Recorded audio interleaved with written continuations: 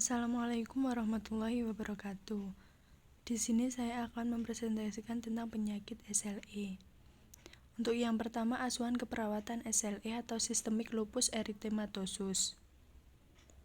Untuk definisi SLE sendiri yaitu Systemic Lupus Erythematosus adalah gangguan imun radang kronis yang mempengaruhi kulit dan organ tubuh lain.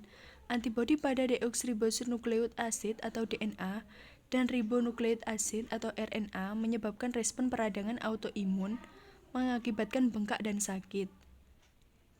LSE sendiri terbentuknya autoantibodi terhadap double stranded deoksiribonukleik asid atau dsDNA, berbagai macam ribonukleoprotein intraseluler. Sel-sel darah fosfolipid dapat menyebabkan kerusakan jaringan melalui mekanisme pengaktifan komplement.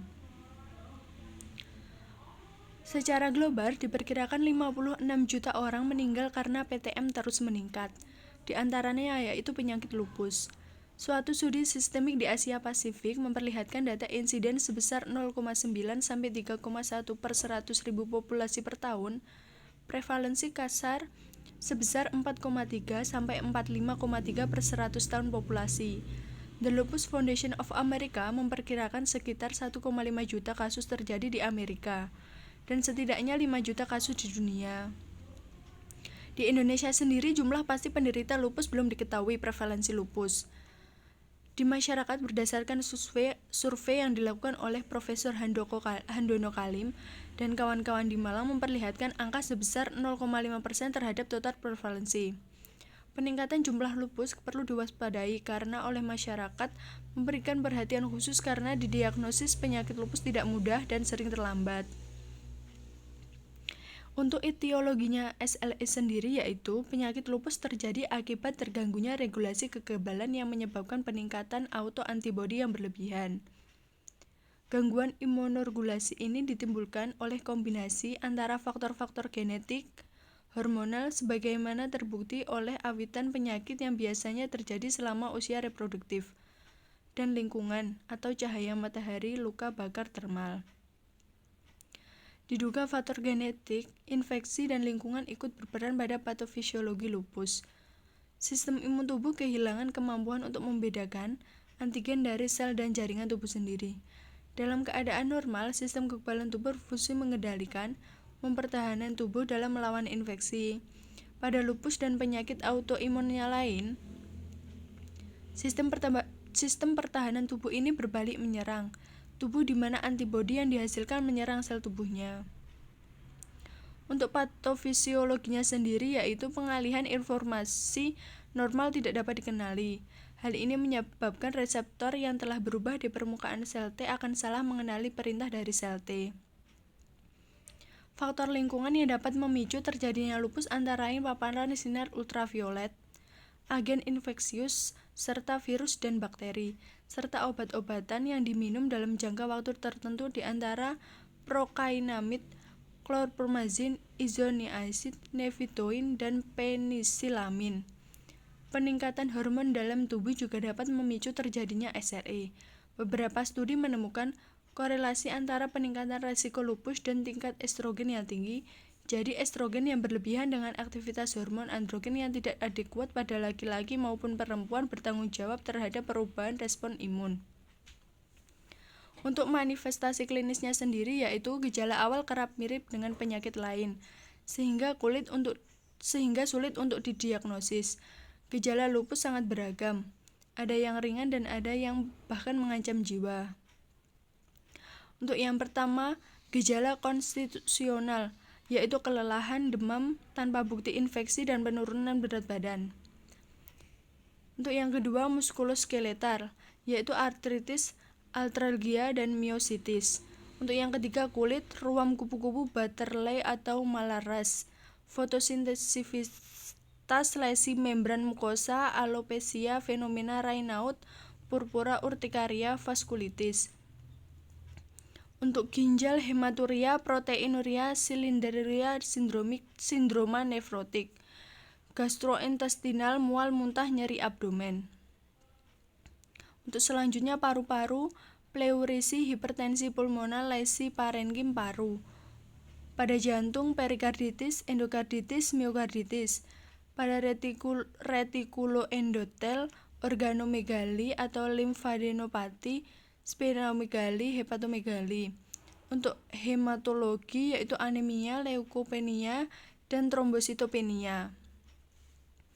Untuk neuropsikiatri, psikosis, kejang, sindroma otak organik, mielitis transversus, gangguan kognitif neuropati karnial, dan perifer.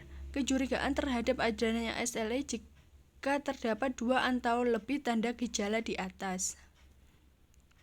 Untuk asuhan keperawatannya sendiri yaitu yang pertama pengajian. Ada anamnesis, riwayat kesehatan sekarang, dan pemeriksaan fisik difokuskan pada gejala sekarang dan gejala yang pernah dialami, seperti keluhan mudah lelah, lemah, nyeri kaku, demam, panas, anoreksia, efek gejala tersebut terhadap gaya hidup, serta citra diri pasien. Untuk yang kedua, kulit, ruam erythematous, plak erythematous pada kulit kepala, muka, atau leher. Pada kardiovaskuler, friction rub perikardium yang menyertai miokarditis dan efusi pleura, lesi erythematosus papuler dan purpura yang menjadi nekrosis menunjukkan gangguan vaskuler terjadi di ujung jari, tangan, siku, jari kaki, dan permukaan ekstensor lengan bawah atau sisi lateral tangan. Untuk sistem muskuloskeletal, pembengkakan sendi, nyeri tekan ketika bergerak, rasa kaku pada pagi hari. Sistem integumen, lesi akut pada kulit yang terdiri tas ruam yang berbentuk kupu-kupu yang melintang pangkal hidung dan pipi. Sistem pernafasan, pleuritis atau efusi pleura. Sistem vaskuler, inflamasi pada arteriole terminalis yang menimbulkan lesi papuler, erythematous, dan purpura di ujung jari kaki, tangan, siku, serta permukaan ekstensor lengan bawah atau sisi lateral lengan tangan yang berlanjut nekrosit. Sistem renal, edem, dan hematuria. Sistem saraf, sering terjadi depresi dan psikosis. Juga serangan kejang-kejang Korea atau manifestasi SPP lainnya. Untuk analisa datanya yaitu data subjektif. Pasien mengeluh terdapat ruam-ruam merah pada wajah yang menyerupai bentuk kupu-kupu. Pasien mengeluh rambut rontok, pasien mengeluh lemas, pasien mengeluh bengkak nyeri pada sendi, pasien mengeluh sendi merasa kaku pada pagi hari, pasien mengeluh nyeri. Untuk data objektifnya, terdapat ruam-ruam merah pada wajah yang menyerupai bentuk kupu-kupu, nyeri tekan pada sendi, rambut pasien terlihat rontok, terdapat luka pada gigitan langit-langit mulut pasien, pembengkakan pada sendi, pemeriksaan darah menunjukkan adanya antibodi antrinuklear. Untuk diagnosa keperawatannya yaitu mengangkat 5. Yang pertama yaitu nyeri berhubungan dengan inflamasi dan kerusakan jaringan. Yang kedua keletihan berhubungan dengan peningkatan aktivitas penyakit rasa nyeri depresi. Yang ketiga gangguan integritas kulit berhubungan dengan perubahan fungsi barrier kulit penumpukan kompleks imun. Yang keempat kerusakan mobilitas fisik berhubungan dengan penurunan rentang gerak, kelemahan otot, rasa nyeri pada saat bergerak, keterbatasan daya tahan fisik. Dan yang terakhir, kelima, gangguan citra tubuh berhubungan dengan perubahan dan ketergantungan fisik serta fisiologis yang diakibatkan penyakit kronis. Untuk intervensinya sendiri yaitu yang pertama nyeri berhubungan dengan inflamasi dan kerusakan jaringan. Tujuannya yaitu untuk memperbaiki dalam tingkat kenyamanan. Untuk intervensinya sendiri yang pertama yaitu laksanakan sejumlah tindakan yang menyebabkan kenyamanan, kompres panas dingin, masas dan perubahan posisi istirahat, kasur busa, bantal penyangga, bidai, teknik relaksasi atau aktivitas yang mengalihkan perhatian. Untuk yang kedua, berikan preparat antiinflamasi analgesik seperti yang dianjurkan. Sesuaikan jadwal pengobatan untuk memenuhi kebutuhan pasien terhadap penata laksanaan nyeri. Yang keempat, dorong pasien untuk mengutarakan perasaannya tentang rasa nyeri serta sifat kronis penyakitnya. Yang kelima, jelaskan patofisiologi nyeri dan membantu pasien untuk menyadari bahwa rasa nyeri sering membawanya kepada metode terapi yang belum terbukti manfaatnya. Yang keenam, bantu dalam mengenali nyeri kehidupan seseorang yang membawa pasien untuk memakai metode terapi yang belum terbukti manfaatnya. Untuk yang kedua, Keletihan berhubungan dengan peningkatan aktivitas, penyakit, rasa nyeri, depresi. Untuk tujuannya sendiri yaitu untuk mengikut sertakan tindakan sebagai bagian dari aktivitas hidup sehari-hari yang diperlukan untuk mengubah. Untuk intervensinya sendiri yang pertama yaitu berikan penjelasan tentang keletihan. Ada hubungan antara aktivitas, penyakit, dan keletihan, menjelaskan tindakan untuk memberikan kenyamanan sementara melaksanakannya, menjelaskan pentingnya istirahat untuk mengurangi stres sistemik, artikuler, dan emosional, menjelaskan cara menggunakan teknik-teknik untuk menghemat tenaga, kelainan faktor-faktor fisik dan emosional yang menyebabkan kelelahan. Yang kedua, fasilitas pengembangan jadwal aktivitas atau istirahat yang tepat. Ketiga, dorong kepatuhan pasien dalam program terapinya. Yang keempat, rujuk dan dorong program conditioning. Kelima, dorong nutrisi adekuat termasuk sumber zat besi dari makanan dan suplemen. Yang ketiga, gangguan integritas kulit berhubungan dengan perubahan fungsi barrier kulit, penumpukan kompleks imun. Untuk tujuannya sendiri yaitu untuk pemeliharaan integritas kulit. Intervensinya yang pertama yaitu lindungi kulit yang sehat terhadap kemungkinan makserasi. Yang kedua, hilangkan kelembapan dari kulit. Yang ketiga, jaga dengan cermat terhadap resiko terjadinya cedera akibat penggunaan kompres hangat yang terlalu panas. Yang keempat, nasihati pasien untuk menggunakan kosmetik dan preparat tabir surya. Kelima, kolaborasi pemberian NSAID dan kortikosteroid. Untuk yang ketiga yaitu kerusakan mobilitas fisik berhubungan dengan penurunan gerak, kelemahan otot, rasa nyeri pada saat bergerak, keterbatasan daya tahan fisik. Untuk tujuannya sendiri mendapat dan mempertahankan mobilitas fungsional yang optimal. Untuk intervensinya yang pertama yaitu dorong verbalisasi yang berkenaan dengan keterbatasan dalam mobilitas.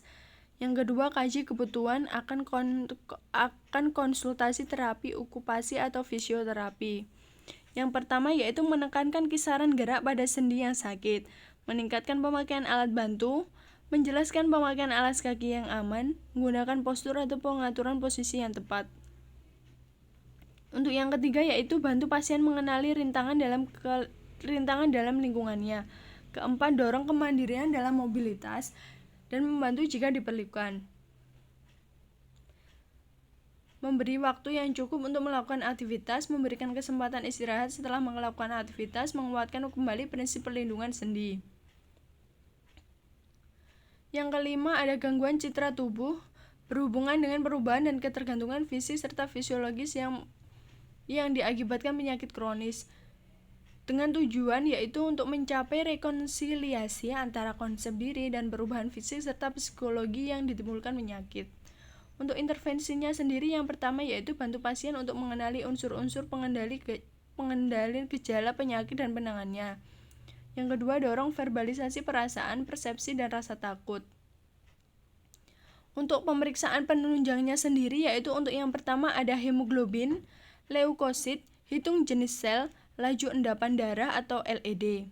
Yang kedua yaitu urin rutin dan mikroskopik, protein kuantitatif 24 jam dan bila diperlukan kreatinin urin. Yang ketiga, kimia darah, ureum, kreatinin, fungsi hati, profil lipid.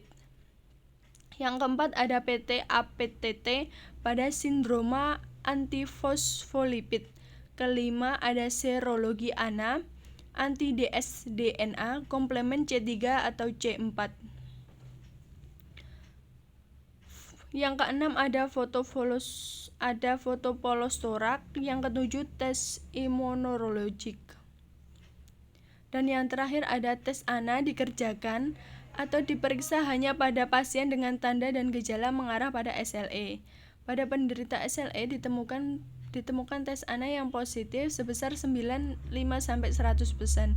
Akan tetapi hasil tes ANA dapat positif pada beberapa penyakit lain yang mempunyai gambaran klinis menyerupai SLE, misalnya infeksi kronis, tuberkulosis, penyakit autoimun, Jika hasil tes ANA negatif, pengulangan segera tes ANA tidak diperlukan. Tetapi perjalanan penyakit reumatik sistemik termasuk LSLE sering dinamis dan berubah. Mungkin diperlukan pengulangan tes ANA pada waktu yang akan datang, terutama jika dapat gambaran klinis yang mencurigakan. Sekian dan terima kasih presentasi dari saya. Jika ada salahnya, saya mohon maaf.